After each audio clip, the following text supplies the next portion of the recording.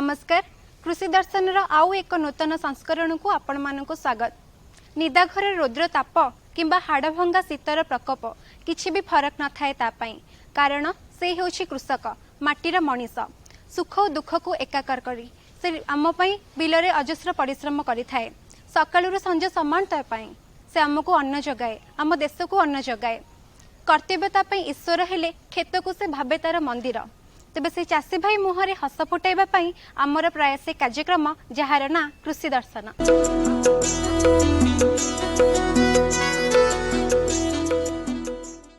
कथारे अछि गति बदलिले स्रोत बदले, वाद्य बदलिले नृत्य बदले, गीत बदलिले छंद बदले।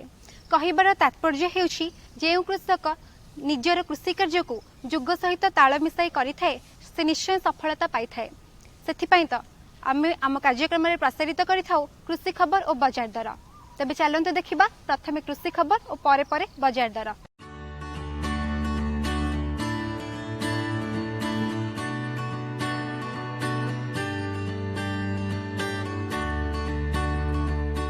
कृषि को व्यवसाय भाव में ग्रहण करुथिबा किंबा दैनिक कृषि करुथिबा समस्त भाई और भौणी मानक पई सठिक ज्ञान कौशलर आवश्यकता रहिछि एवं ताकु दृष्टि रखी प्रत्येक दिन प्रसारित करिथाउ कृषि खबर। तेणु वर्तमान आसंतु जानि नेबा आजिर कृषि खबर रे कोन सबु रहिछि। उन्नत प्रजातिर कुकुड़ा पालन, जिया खत उत्पादन, फल और पनीपरिबा फसल चाष रे सफलता, धनिया किसम CO2 एवं CO3, ट्रैक्टर चालित धान अमल यंत्र, परंपरागत कृषि विकास योजना, डाली जातीय शस्य रप्तानी एवं पाणीपाग।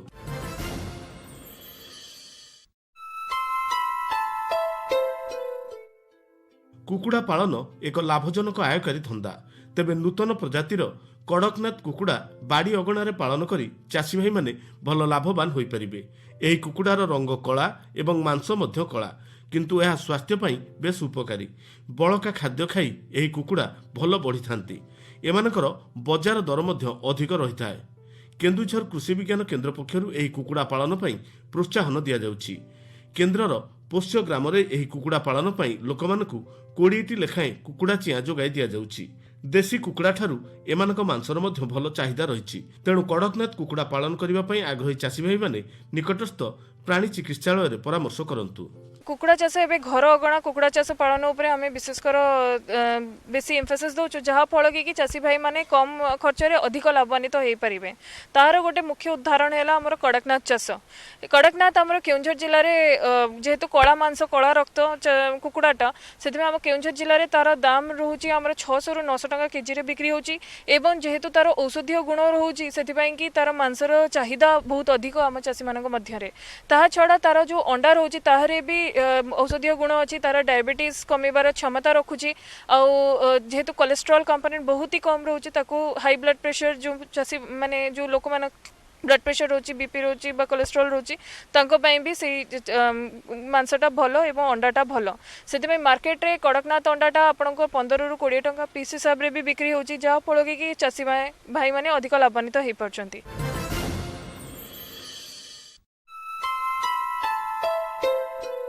जिया खत उत्पादन करी व्यवहार करने द्वारा आमे माटीर उर्वरता एवं जल धारण शक्ति वृद्धि करि परिबा। या सहित भल फसल मध्य उत्पादन करि परिबा। जैविक खत भावे यार व्यवहार दिनकु दिन वृद्धि पाइबारे लागिछि। फसलर अवशिष्टांश बा कृषि वर्ज्यवस्तु एवं गोबर व्यवहार करी एई जिया खत उत्पादन करा जाई पारुछि। 65 ରୁ 70 दिन मध्यरे जिया खत प्रस्तुत होई जाउछि। तेणु व्यावसायिक भित्तिरे मध्य जिया खत उत्पादन करी बिक्री कले चाषी भाई माने अधिक आय करि परिबे। जिया खत करिया द्वारा मुख्यतः जिया कष पनीपरिया सबुठु अधिका लाभदायक। पनीपरिया रे आमे एकर प्रति 1.5 ରୁ 2 क्विंटाल जिया खत प्रयोग करिया द्वारा आमे अधिका लाभवान हो परिबा।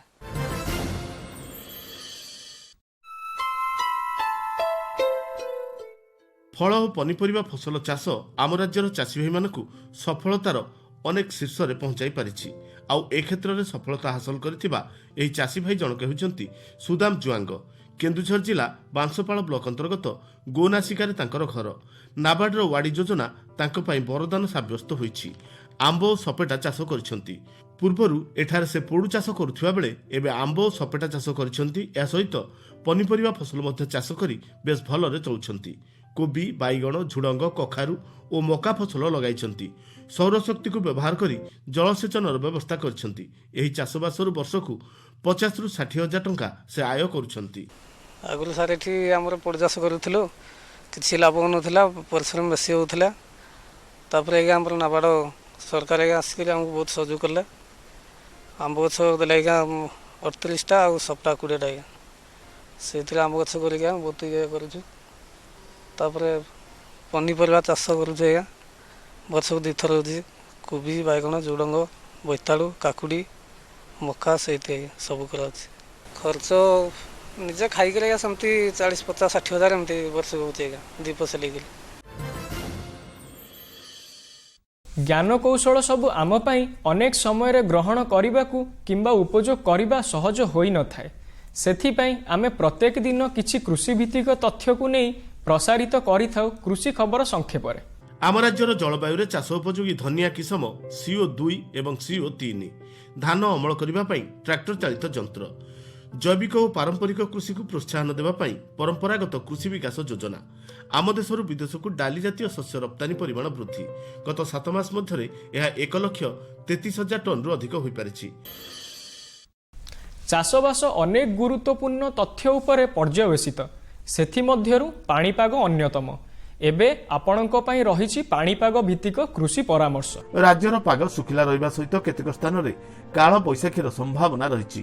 ତାପମାତ୍ରା ଭୁବନେଶ୍ୱର ସର୍ବନିମ୍ନ 26 ସର୍ବାଧିକ 37 ଡିଗ୍ରୀ ସେଲସିୟସ୍, କଟକ 25 37, ସମ୍ବଲପୁର 24 37 ଏବଂ ବ୍ରହ୍ମପୁର ସର୍ବନିମ୍ନ 26 ସର୍ବାଧିକ 35 ଡିଗ୍ରୀ ସେଲସିୟସ୍ ରହିବାର ପୂର୍ବାନୁମାନ କରାଯାଇଛି। କୃଷି ପରାମର୍ଶ ରାଜ୍ୟର ବିଭିନ୍ନ ସ୍ଥାନରେ ଅଦିନିଆ ବର୍ଷା ହୋଇଯାଇଥିବାରୁ ଜମିର ଅବସ୍ଥା ଦେଖି ଖରାଟିଆ ଚାଷ କରନ୍ତୁ। ବିଶେଷ କରି ଟ୍ରାକ୍ଟର ଚାଳିତ ଯନ୍ତ୍ର ବ୍ୟବହାର କରି ଚାଷ କଲେ ଅଧିକ ସୁଫଳ ମିଳିଥାଏ। କୃଷି ଖବର ଆଜି ପାଇଁ ଏତିକି। ପରେ ପରେ ରହିଛି ବଜାର ଦର।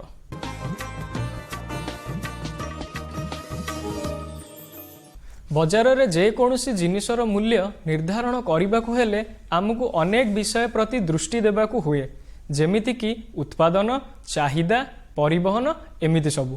ତେଣୁ କୃଷି ଉତ୍ପାଦନରୁ ଚାଷୀ ଭାଇମାନେ କେମିତି ସଠିକ୍ ଲାଭ ପାଇପାରିବେ ତାକୁ ଦୃଷ୍ଟିରେ ରଖି ଆମେ ପ୍ରସାରିତ କରିଥାଉ ବଜାର ଦର। କୃଷିଜାତ ଦ୍ରବ୍ୟର ବିକ୍ରିବଟା ପାଇଁ ନିୟନ୍ତ୍ରିତ ବଜାର କମିଟି ଓ କୃଷକ ବଜାରମାନ ପ୍ରତିଷ୍ଠା କରାଯାଇଛି। ଏହା ମାଧ୍ୟମରେ ଆମ ଚାଷୀ ଭାଇମାନେ ନିଜ କୃଷି ଉତ୍ପାଦ ବିକ୍ରି କରିବା ଆବଶ୍ୟକ। ବର୍ତ୍ତମାନ ଆମ ହାଟ ବଜାରରେ ବିଭିନ୍ନ କୃଷି ସାମଗ୍ରୀର ଦରଦାମ ବିଷୟରେ ଆସନ୍ତୁ ଜାଣିବା। ବର୍ତ୍ତମାନ ଆସନ୍ତୁ ଜାଣିନେବା ରାଜ୍ୟର ବିଭିନ୍ନ ସ୍ଥାନରେ କୃଷିଜାତ ଦ୍ରବ୍ୟର ମୂଲ୍ୟ କ'ଣ ସବୁ ରହିଛି। ବାଇଗଣର ବଜାର ଦର ଅନୁଗୁଳରେ ବାଇଗଣ କ୍ୱିଣ୍ଟାଲ ପ୍ରତି 1200ରୁ 1600 ଟଙ୍କା ଦରରେ ମିଳୁଛି। ବାରିପଦାରେ ଏହି ଦର 2000ରୁ 2500 ଟଙ୍କା ଥିବାବେଳେ ଯାଜପୁରରେ 1000ରୁ 1200 ଟଙ୍କା ରହିଛି। ତେବେ ଶରଣକୂଳରେ ବାଇଗଣ କ୍ୱିଣ୍ଟାଲ ପିଛା 1200ରୁ 1500 ଟଙ୍କାରେ ମିଳୁଛି। ବଜାର ଦର ଆଜି ପାଇଁ ଏତିକି। ରହୁଛୁ, ନମସ୍କାର। ଆମ ରାଜ୍ୟରେ ଚାଷୀ ଭାଇମାନେ ବିଭିନ୍ନ ପ୍ରକାରର କୃଷି କାର୍ଯ୍ୟ କରନ୍ତି, ଚିଙ୍ଗୁଡ଼ି ଚାଷ ମଧ୍ୟ କରନ୍ତି। କିନ୍ତୁ ବର୍ତ୍ତମାନ ଆମ ଚାଷୀ ଭାଇମାନେ ନୂତନ ଜ୍ଞାନକୌଶଳକୁ ଆପଣାଇ ସରକାରଙ୍କର ପ୍ରୋତ୍ସାହନ ଏବଂ କୃଷି ବିଜ୍ଞାନୀମାନଙ୍କର ପରାମର୍ଶ ଦ୍ୱାରା ଖାରି ପାଣିରେ ଚିଙ୍ଗୁଡ଼ି ଚାଷ କରୁଛନ୍ତି। ତେବେ ଚାଲନ୍ତୁ ଦେଖିବା ଏହି ସମ୍ପର୍କରେ ଅଧିକ କିଛି। ଖାରି ପାଣିରେ ଚିଙ୍ଗୁଡ଼ି ଚାଷ। ଆମ ରାଜ୍ୟରେ ଖାରି ପାଣି ଚୁଙ୍ଗୁଡ଼ି ଚାଷର ଯୁଗାନ୍ତିକାରୀ ପରିବର୍ତ୍ତନ ଆସିଲା 1983 ମସିହାରେ। ଏହି 1983 ମସିହା ପୂର୍ବରୁ ଆମର ଚୁଙ୍ଗୁଡ଼ି ଚାଷ ହେଉନଥିଲା, ଖାରି ପାଣିରେ ଚୁଙ୍ଗୁଡ଼ି ଚାଷ ହେଉନଥିଲା। ସମୁଦ୍ରରୁ ଆମେ ଚୁଙ୍ଗୁଡ଼ି ଧରି ବିଦେଶକୁ ରପ୍ତାନି କରୁଥିଲୁ। ତାର ପରିମାଣ ବହୁତ କମ୍ ଥିଲା ଏବଂ ଯାହା ଯେତେବେଳେ ବୋଟ୍ ମାନଙ୍କରେ ପଡ଼ୁଥିଲା, ଜାଲରେ ପଡ଼ୁଥିଲେ, ଟ୍ରଲରରେ ଆସୁଥିଲେ, ସେଇ ଚୁଙ୍ଗୁଡ଼ିକୁ ଆମେ ପ୍ରୋସେସିଂ କରିକି ଥଣ୍ଡା ଶୀତଳୀକରଣ କରି ବିଦେଶକୁ ରପ୍ତାନି କରୁଥିଲୁ। ଏଇ ଯେଉଁ ୟା ଛଡ଼ା ମଧ୍ୟ ଆମେ ଯେଉଁ ସମୁଦ୍ରରୁ ଚୁଙ୍ଗୁଡ଼ି ଧରୁଥିଲୁ, ସାଧାରଣତଃ 2 ପ୍ରକାର ଚୁଙ୍ଗୁଡ଼ି ଆମେ ଖାରି ପାଣିରେ ଚାଷ କରିଥାଉ ବା ଧରିଥାଉ ସମୁଦ୍ରରୁ। ଗୋଟେ ହେଲା ମନୋଡନ୍, ଆଉ ଗୋଟେ ହେଲା ଇଣ୍ଡିକାସ୍। যেটাକୁ ବାଗଦା କୁହାହେଉଛି ମନୋଡନ୍କୁ, ଇଣ୍ଡିକାସ୍ଟାକୁ ଆମେ ଧଳା ବା ହ୍ୱାଇଟ୍ ଭେରାଇଟି ଚୁଙ୍ଗୁଡ଼ି କହୁଛୁ। କିନ୍ତୁ ବାଗଦାର ଚାହିଦା ବିଦେଶ ମାର୍କେଟରେ ଏବଂ ଆମର ଏଠି ମଧ୍ୟ ଅତିରିକ୍ତ ବେଶୀ ଧଳା ଭେରାଇଟି ଠାରୁ। 1983 ମସିହା ପୂର୍ବରୁ ଚୁଙ୍ଗୁଡ଼ି ଆଉ ପ୍ରକାର ଘେରି ମାଧ୍ୟମରେ ଆମେ ଚାଷ ଠିକ୍ କରୁନଥିଲୁ, କିନ୍ତୁ ଚୁଙ୍ଗୁଡ଼ିକୁ ଧରୁଥିଲୁ। ସେଥିରେ ଯେତେବେଳେ ପୁନେଇ ବା ଅମାବାସ୍ୟାରେ ଜୁଆର ପାଣି ମାଡ଼ି ଆସୁଥିଲା ଆମେ ଭେରି ମାଧ୍ୟମରେ ତାକୁ ସେ ପାଣିଟାକୁ ଅଟକି ଦେଉଥିଲୁ। ସେଥିରେ ଗୋଟାଏ ଅସୁବିଧା ଥିଲା କ'ଣ, ଖାଲି ଯେ ଚୁଙ୍ଗୁଡ଼ି ପଶୁଥିଲା ତାହା ନୁହଁ, ଅନ୍ୟାନ୍ୟ ସମୁଦ୍ରରୁ ଯେଉଁ ମାଛମାନେ ମଧ୍ୟ ବା ଅଲଗା ଭେରାଇଟିର ଚୁଙ୍ଗୁଡ଼ି ମାନେ ମଧ୍ୟ ତା ସାଙ୍ଗରେ ପଶି ଆସୁଥିଲେ। ଖାଇବା ଦିଆ ହେଉନଥିଲା ବା ତାର ଯତ୍ନ ମଧ୍ୟ ନିଆ ହେଉନଥିଲା। 3-4 ମାସ ଏମିତି ରଖିଲା ପରେ ସେ ଚୁଙ୍ଗୁଡ଼ି ଗୁଡ଼ିକ ଆପଣଙ୍କର 15, 20, 25, 30 ଗ୍ରାମ ପର୍ଯ୍ୟନ୍ତ ହେଇଯାଉଥିଲା। ସେଇ ଚୁଙ୍ଗୁଡ଼ିକୁ ଆମେ ଧରି ଆମେ ବିଦେଶକୁ ମଧ୍ୟ ରପ୍ତାନି କରୁଥିଲୁ। ଏଇଟା ବୈଜ୍ଞାନିକ ପ୍ରଣାଳୀ ନଥିବାରୁ ଆମେ ଏକୁ ଘେରି ଚାଷ କହୁଛୁ ଏବଂ ଏ ଚାଷ ଏହି ପ୍ରକାର ଚାଷ ମଧ୍ୟ ଏବେ ବି ଚାଲିଛି। ଆମେ ଜାଣିଥିଲୁ ଗୋଟେ ପୋଖରୀରେ ଗୋଟେ କନଫାଇନ୍ଡ ବା ଗୋଟେ ଘେରା ପୋଖରୀ ମଧ୍ୟରେ ରୋହି ଭାକୁର ଚାଷ ହେଇପାରିବ, କିନ୍ତୁ ଯେ ଖାରି ପାଣି ଚୁଙ୍ଗୁଡ଼ି ଚାଷ ହେଇପାରିବ, ତେଣୁ 1983 ମସିହାରେ ଆମର ଏଇ ଗଞ୍ଜାମ ଜିଲ୍ଲାରେ ପ୍ରଥମ ଭାବରେ ଆରମ୍ଭ କରାଯାଇଥିଲା। ଯଦି ମାଟି ଖାର ହେଲା ବା ଲୁଣିଆ ହେଲା, ପାଣି ମଧ୍ୟ ଯେଉଁ ମାଟିରେ ଯେଉଁ ପାଣି ରହିବ ସେ ପାଣି ମଧ୍ୟ ଲୁଣିଆ ହେବ। ପାଣି ଯଦି ଲୁଣିଆ ରହିଲା ତାହେଲେ ଖାରି ପାଣିରେ ଚୁଙ୍ଗୁଡ଼ି ଚାଷ ନହେବ କାହିଁକି?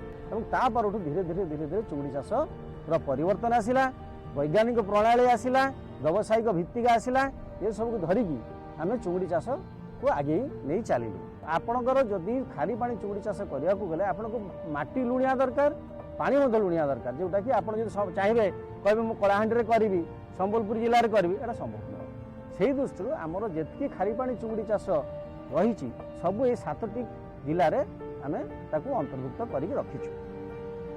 ଏଇ ଚାଷଟା ଆପଣଙ୍କୁ 1994 ପର୍ଯ୍ୟନ୍ତ ଖୁବ୍ ଜୋର ହେଲା, ମାଡ଼ି ଚାଲିଲା ଏବଂ ଆମର ବୈଦେଶିକ ରପ୍ତାନି ମଧ୍ୟ ଦିନକୁ ଦିନ ବୃଦ୍ଧି ପାଇଲା।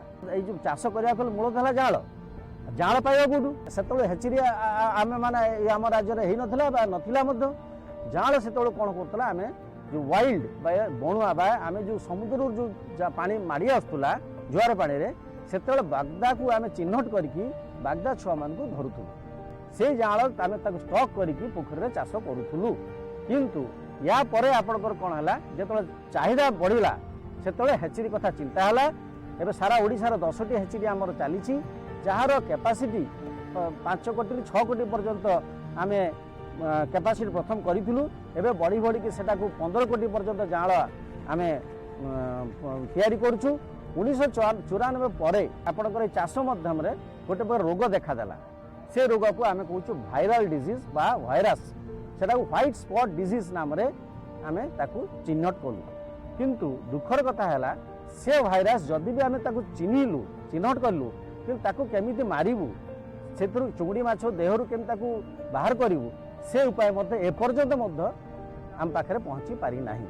ତଥାପି ଆମର ଆପଣମାନେ ଶୁଣିଲେ ଆଶ୍ଚର୍ଯ୍ୟ ହେବେ, ତଥାପି ଆମର ରାଜ୍ୟରେ 38,000 ହେକ୍ଟର ଆମର ଜମି ରହିଛି, ଯେଉଁ ଜମିରେ କି ଆମେ ଚୁଙ୍ଗୁଡ଼ି ଚାଷ ଖାରି ପାଣି ଚୁଙ୍ଗୁଡ଼ି ଚାଷ ପାଇଁ ଆମେ ତାକୁ ଚିହ୍ନଟ କରିଛୁ। ସେଥିରୁ 32,000 ହେକ୍ଟର ପର୍ଯ୍ୟନ୍ତ ଚାଷ ଉପଯୋଗୀ। ଏବେ କିନ୍ତୁ ଚାଷ ଚାଲିଛି 12,000 ହେକ୍ଟର ଜମିରେ ଆମେ ଖାରି ପାଣି ଚୁଙ୍ଗୁଡ଼ି ଚାଷ କରାହେଉଛି। ଏଇ ଯେଉଁ ଚାଷ ହେଉଛି, ଏ ଚାଷର ମଧ୍ୟ କେତେ ଗୁଡ଼ିକ ଆମେ ତାର ଯେ ଜଣେ ଚାଷୀ ଚାହିଁଲେ ଯେ ଚାଷ କରିପାରିବ ଏମିତି କିଛି ନାହିଁ। ଚାଷ କରିବାକୁ ହେଲେ ତାର ନିୟମ କାନୁନ ରହିଛି।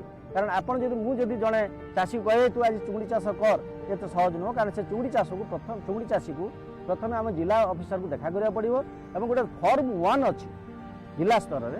ସେ ଫର୍ମ 1 ଭର୍ତ୍ତି କରିକି ଦେଲେ ସେ ଜିଲ୍ଲା ସ୍ତରରେ ଗୋଟେ କମିଟି ଅଛି, ଯେଉଁଟାକି ଆମର ଜିଲ୍ଲା ଶାସକ, ସେ ହେଉଛନ୍ତି ତାର ସେ ସେଥିରୁ ସେ ହିତାଧିକାରୀକୁ ବାଛିବେ।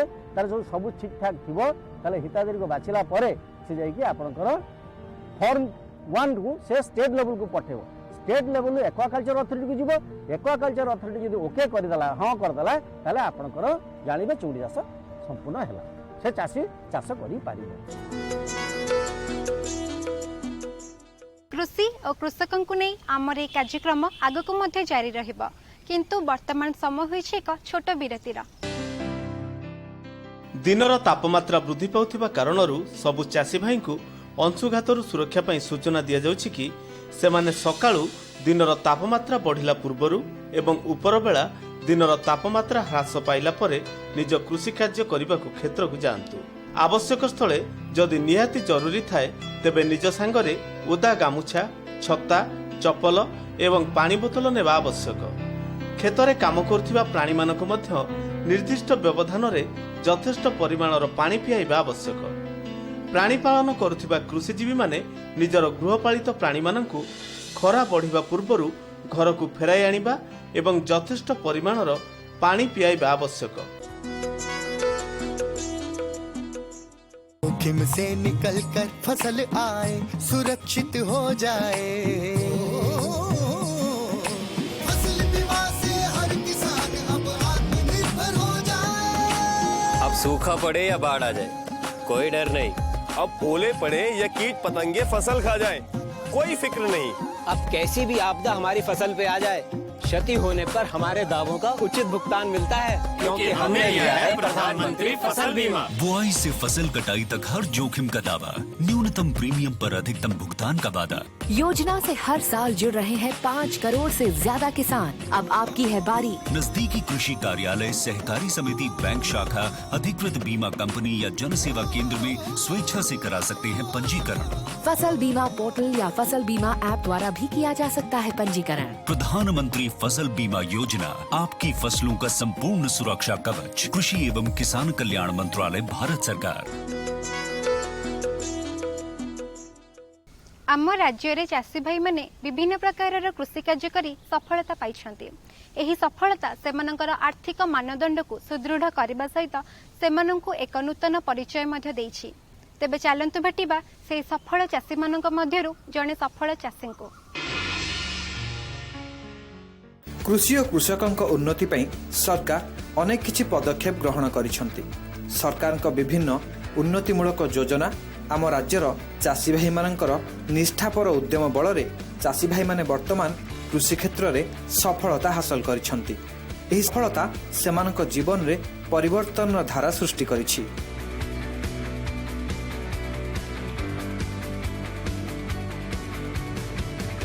कृषि कार्य करी सफल होइतिबा आम राज्यर अनेक चाषी भाई मानक मध्यरु जणे हेउछंती झारसुगुड़ा जिल्लार ललित मेहर।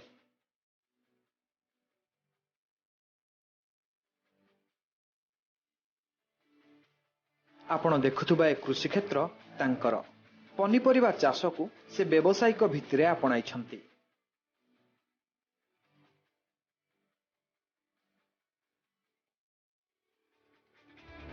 सबुज तटका पनीपरिबार चाहिदा बजार रे सबु समय रे रही थाए। आवश्यकता थिबारु दर मध्य उच्चा थाए। एहाकु आखि आगरे रखी से पनीपरिबा चाष को व्यावसायिक भित्तिरे ही करूछंती। मु जन्मरु चाषी घरे मु जन्म होइछि आउ प्रथमरु चाष करूछि आउ 3-4 वर्ष होला छाड़ी देथिली। एबे 2 वर्ष होला पुनी चाष करूछि आउ चाष करिबार द्वारा बहुत उन्नति होइछि। माने पनीपरिबा बिकी 2 पैसा भल रोजगार हो पारे। ऋतुकालीन पनीपरिबा चाषरु तांकु बेस भल आय मध्य मिलुछि। विशेष करी लाउ, बाइगण एवं अन्यान्य पनीपरिबा से ऋतुकालीन हिसाब रे चाष करूछंती। आउ मुई गुटे चाष करछे लाउ चाष आउ बाइगण चाष भी करछे। लाउ चाष थी कम से कम 180 मना लाउ जोगै छे। सेठनु कम से कम 30-40 हजार इनकम करवार मोर आशा अच्छे। खर्च होइछि 6-7 हजार। वर्तमान पर्यंत 12 हजार होइछि आ एबे आउ 18,000-20 हजार पर्यंत होई पारे। लाउ चाषरु 10,000 टंकारु ऊर्ध्व टंका आय करिथा बेले प्राय 30-40 हजार टंका आय करिवार से लक्ष्य रखिछंती। एथि सहित से बाइगण चाष मध्य करिछंती। आगकू बाइगणरु मध्य भल उत्पादन हेबो एवं एथुरु मध्य से बेस भल आय पाइबे बोली तांकर आशा रहिछि। बाइगण अछि 470 मुंडा। सेथिरे 2टी खत देइछि आ 2 बस्ता गोटे बस्ता गुरमर देइछि आ 2 बस्ता श्यामला देइछि। सेथिरु कम से कम लाभ 40-50 हजार आशा करिछि एवं खर्च बाबद को 10 हजार जाइछि। आम राज्यर अनेक चाषी भाई पनीपरिबा चाष करुछंती। सबुठारु बड़ कथा हेउछि कृषि क्षेत्र रे सरकार को प्रोत्साहन, निजर उद्यम सह आधुनिक जंत्रपातिर व्यवहार। एथि सहित अण पारंपरिक उपाय कृषि कार्य सेमानंकु सफलता आनि दैछि।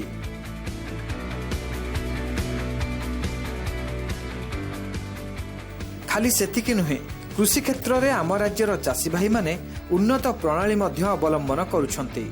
जेमिति कि ललित मेहर। चाषरे उन्नति करबा को हेले मंजी विशोधनटा लगाइबाकू हेबो एवं माटी परीक्षा करिबाकू हेबो। एबे तो मजूरिया मिलू नाहंती, मेसिन लगाई चाष कले भल दी पैसा लाभ हेबो। पनीपरिबा चाषरे किसम चयन ठारू आरंभ करी मंजी विशोधन, माटी विशोधन एवं कृषि जंत्रपातिर व्यवहार को आजिर सफल चाषी ललित बेस गुरुत्व दियंती। एहार उपयोग ही से अधिकरू अधिक उत्पादन पाई परुछंती। पनीपरिबार जो लाभ होची सेथिरे पिला छुआ भी पाठ पढ़ाई होउची एवं घर द्वार भी बनै होउची आ गाड़ी भी किणी करी चलिचो। कृषि रे रहिछि सफलता। एहार ज्वलंत उदाहरण हेउछंती आजिर सफल चाषी ललित मेहर। एही भली सफल चाषी अधिक सृष्टि हेले कृषि क्षेत्र रे आम राज्य ओडिशा आहुरी आगकू बढ़ी पारिबो, एथिरे संदेह नाही।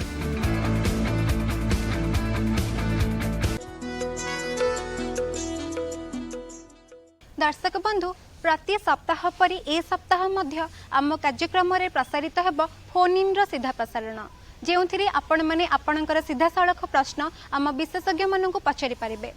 तेबे चलित सप्ताहर विषयवस्तुटी कहि दउची। विषयवस्तुटी रहिछि फलरू मूल्ययुक्त द्रव्य प्रस्तुति।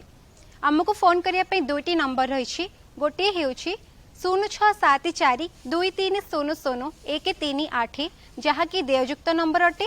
अन्यटी हेउछि 1800 3456 742 जहाँकि देयमुक्त नंबर अटे। दर्शक बंधु, आज तो समय हो जाइछि कार्यक्रम को एठारे सारिबा, किंतु जीवा पूर्व गोटे गुरुत्वपूर्ण कथा कहि रखिबी। वर्तमान कोरोना महामारी समय आपण घरे रुहंतु, सुरक्षित रुहंतु, आवश्यक काम नथिले बाहर को बाहरंतु नहीं, मास्क एवं सैनिटाइजर रो व्यवहार करंतु। तेबे आम कार्यक्रम आपनको किपरि लागिला आपनक मतामत दे आमको निश्चय जणाइबे। आमको चिठी लिखिया पई ठिकानाटी हेउछि कृषि दर्शन कार्यक्रम मुख्य दूरदर्शन केंद्र भुवनेश्वर 751005। आपण आमको ईमेल मध्य करि पारिबे। हमर मेल आईडी टी रहिछि kdbbsr@hotmail.com।